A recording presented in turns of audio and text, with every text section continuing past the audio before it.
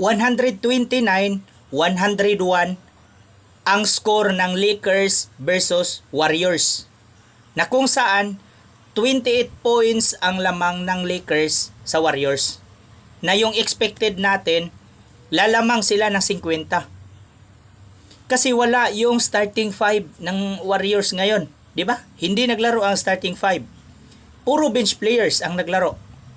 Pero anong nangyari? 28 points ang lamang. Ganon lang kaliit ang lamang ng Lakers. Which is hindi siya expected natin na yun lang ang lamang nila kasi bench players lang yun. 'Di ba? So, ano bang ibig sabihin nun? 28 points. Merong history ang Warriors diyan.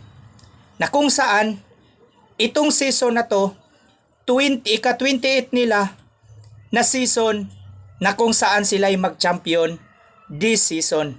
Kaya yun ang message nila doon sa Lakers. Time na nagbibigay sila ng message doon sa Lakers na sinabi nila, okay lang talo kami.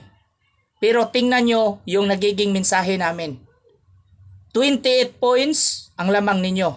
Pero hindi ninyo alam na ika-28 season na namin to na kung saan itong season na to ay magkakampiyon kami.